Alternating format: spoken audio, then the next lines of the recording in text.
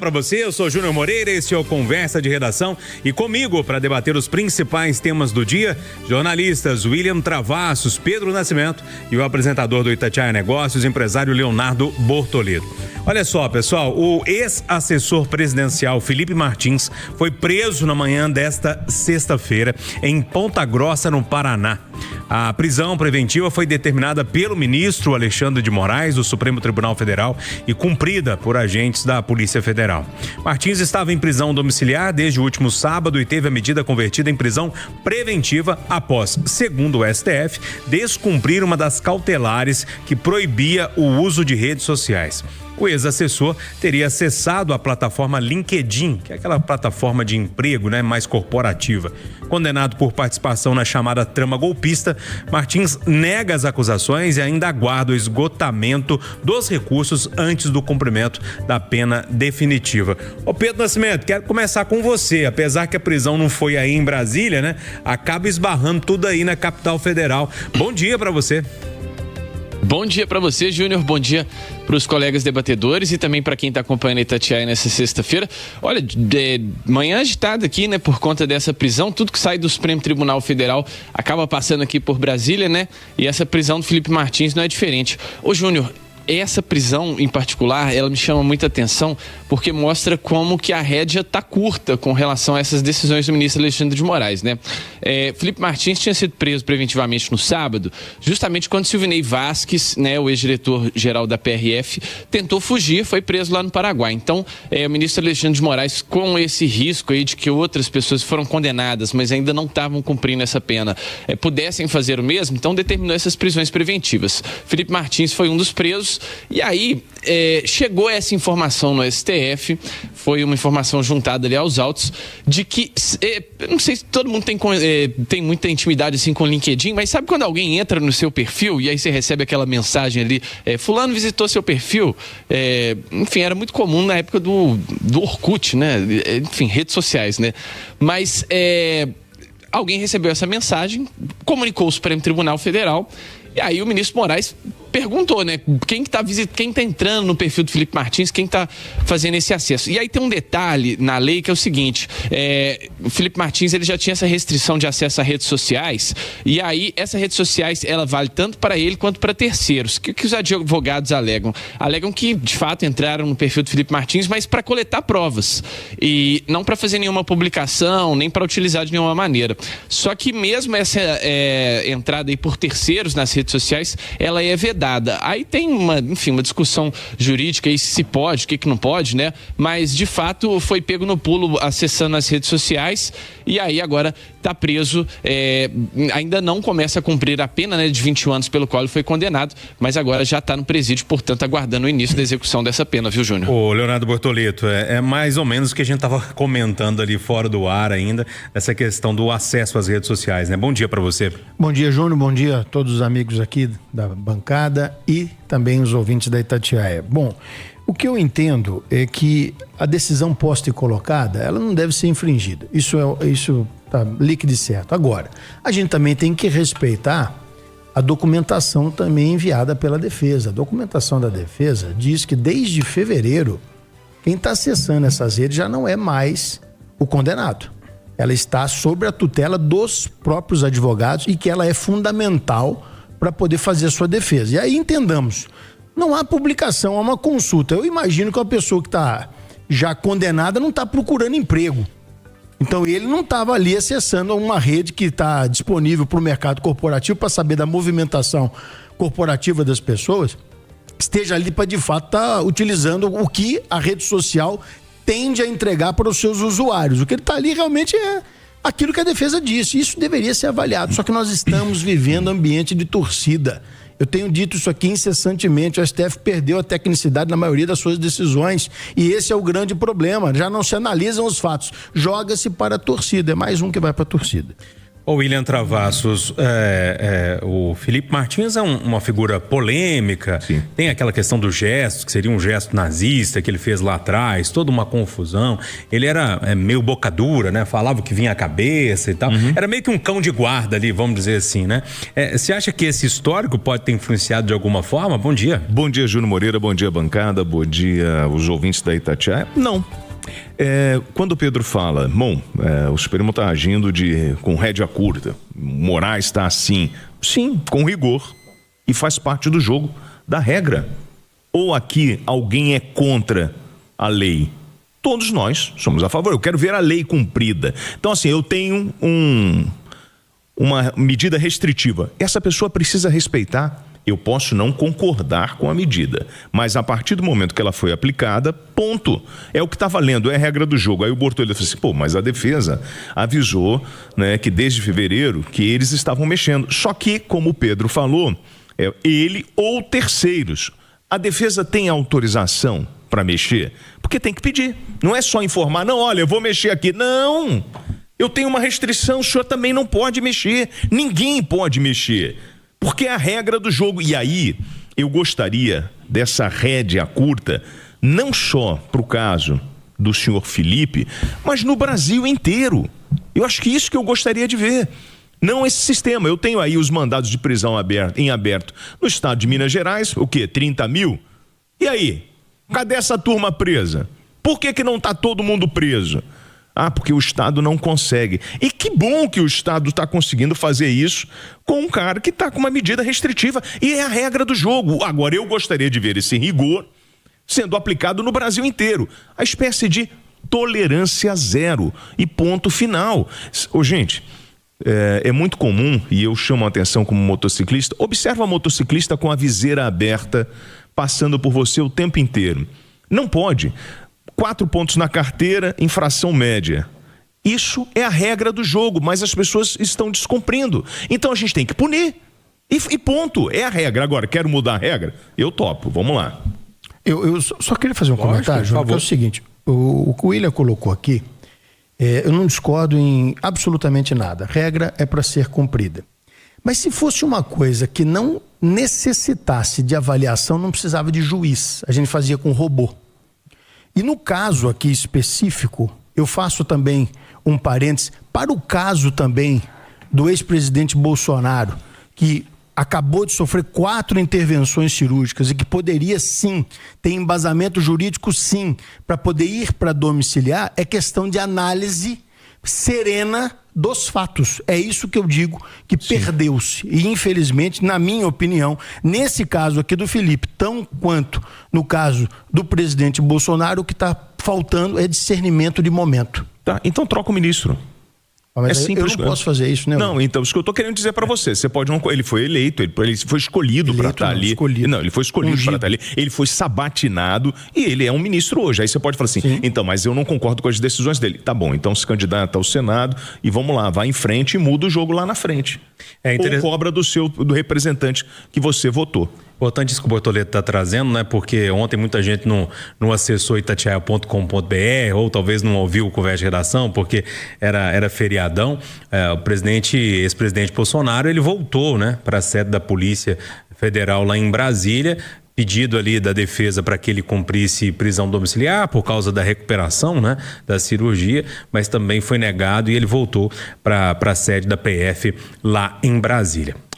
Bom, seguinte, pessoal, 2026 começa com um alerta para uma possível alta no preço do aluguel. Olha só, o principal fator apontado pelos especialistas ouvidos pela Itatiaia é a decisão de investidores de direcionar imóveis para o aluguel por temporada, reduzindo a oferta de moradias disponíveis para a locação tradicional. Locação tradicional é que uma família, um pai de família vai lá, aluga para morar com a família ali, né? Bom, com menos imóveis no mercado residencial convencional, esse que eu expliquei para vocês, os preços, lógico, sobem, né? Tornando o aluguel cada vez mais caro para quem busca moradia de longo prazo.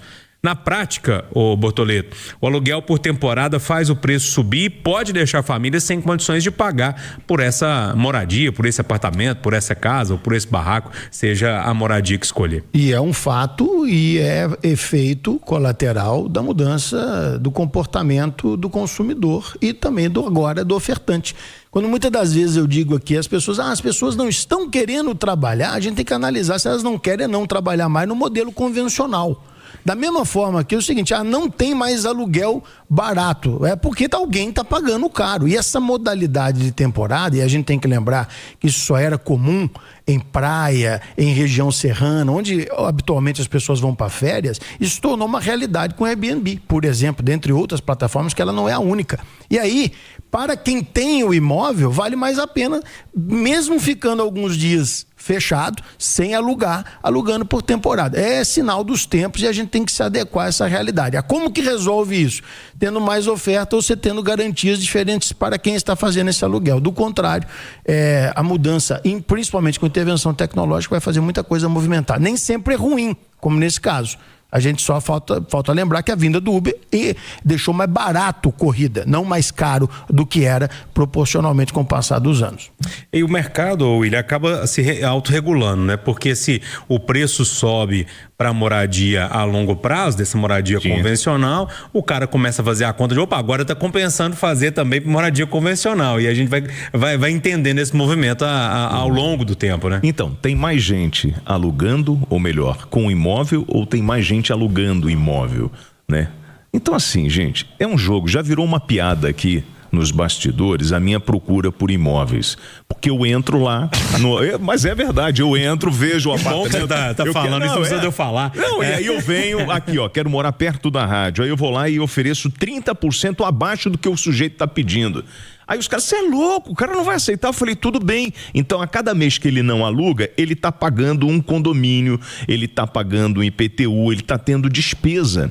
Então, o problema é que as pessoas vão na pressa e começam a aceitar qualquer tipo de coisa. Então, assim, pesquise, amigo. Eu lembro da minha mãe com aquele tabloide do supermercado, e ela pegava de 5 mercados e ela ia comprando o produto mais barato em cada supermercado. Então, é um comércio. Então, se você tá aí com o seu... Estão querendo aplicar, o sujeito aqui quer aumentar 30% do meu aluguel. Você fala assim, eu vou mudar, eu não vou pagar, eu não aceito. E começa a negociar, porque dinheiro não aceita desaforo. Então, assim, eu acho que parte do que a gente está vivendo tem da especulação daqueles que compraram imóveis para justamente faturar em cima disso com aluguel, né, para garantir a sua aposentadoria. Não tenho nada contra isso, faz parte do jogo. Agora, para quem está alugando, a recomendação é negocie o tempo inteiro, faça a oferta abaixo do mercado para evitar justamente isso que estão prometendo, ou seja, o cara vai alugar por temporada e vai começar, não vai ter tanto imóvel e ele vai alugar mais caro, ok, só se a gente deixar. O bom é o argumento do William, meio que pensando que o dono do imóvel que quer alugar tá ouvindo a gente agora, porque já tá no argumento aqui, pra ver se dá certo, né? Ele tá brigando comigo aqui, vamos lá. Meu Deus do céu, mas vai dar certo, viu, William? Eu não tenho até pressa, no meio do ano vai dar certo. Vai dar certo. Tá tudo bem, é pressão de lá, pressão de cá, vamos embora. Ô Pedro, interessante esse movimento que a gente começa a ver, inclusive em pessoas que não são grandes investidores, tem colegas aqui na redação que tem casas no interior, né, que mudaram para Belo Horizonte, deixaram casa lá, ao invés de alugar tradicionalmente, colocaram na plataforma, e a plataforma ela é muito bem organizada, né? Até para o pagamento, às vezes o pagamento até antecipado, se acontecer qualquer problema lá, a plataforma paga o reparo, ou seja, tem algumas garantias ali que são muito interessantes.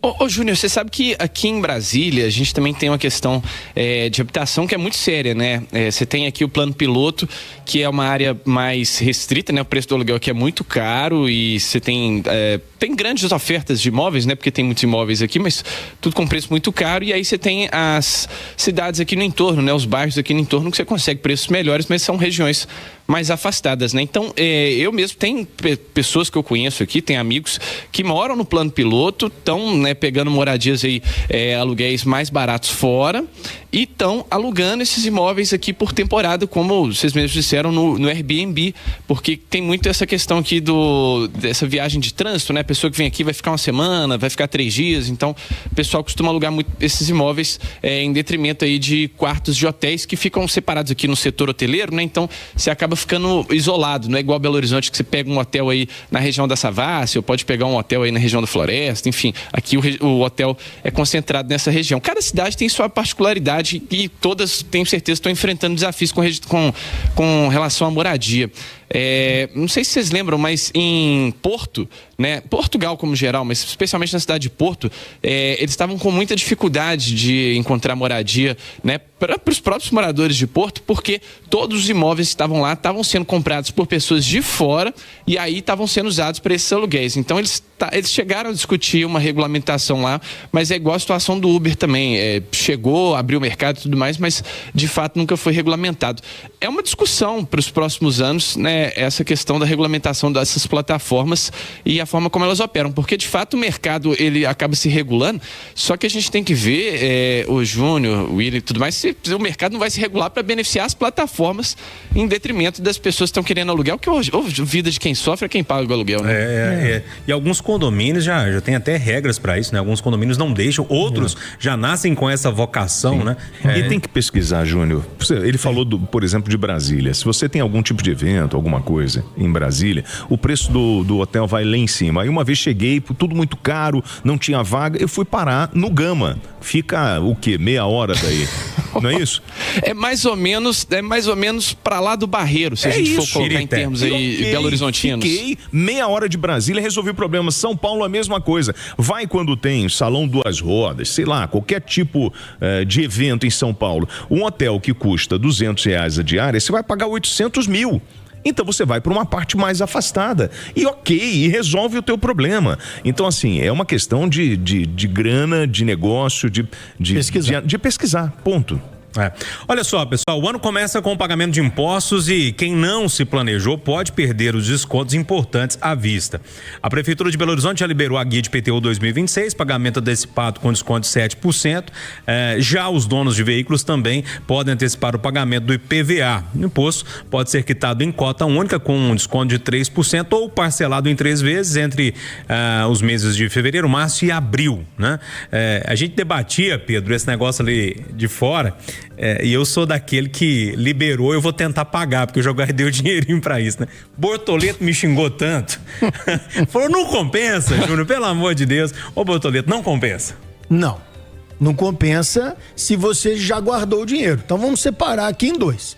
Se você tem condição de fazer antecipação aqui justinha disso aqui, ok. Se você conseguiu guardar, espera o dia do vencimento, deixa o dinheiro aplicado, que o resultado vai ser melhor para você do que o desconto que está sendo dado. Agora, é válida a iniciativa do desconto em todos os aspectos, porque ajuda tanto na utilização e previsibilidade das contas públicas, como também para quem está em condição de pagar. É melhor pagar com desconto do que pagar com preço normal.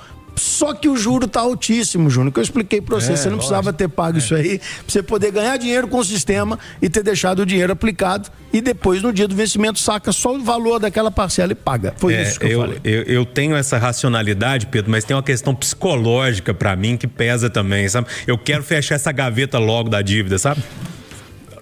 Ô Júnior, eu vou até ser breve nessa questão. Vocês estão calculando aí o valor do desconto. Eu já estou calculando o valor dos juros de pagar atrasado, porque é isso. No começo do ano, cara. E aí, William? Não, eu acho que é isso. Ouvir o papo da galera da grana, do investimento, né? Não, é melhor pagar, não pagar. Deixa eu te falar uma coisa. Você tem aí, como é que tá a tua vida? Você não pode deixar de pagar o cartão de crédito para pagar um imposto, porque senão você está arrebentado. Então, assim, eu não tenho condições de pagar à vista, né? Tudo bem, vai parcelar. É isso, e não esquenta a tua cabeça, né? Como diz o nosso querido Tinelão, o homem sem boleto é apenas uma criança grande. Então, o boleto faz parte da nossa vida e vamos tocar. Vai nessa deles não, viu, gente? Maneira com os boletos aí, porque depois o negócio embola, dá um problema danado. Bom, ponto final nossa conversa de redação, que teve os jornalistas William Travassos, Pedro Nascimento e o apresentador do Itatiaia Negócios, empresário Leonardo Bortoleto.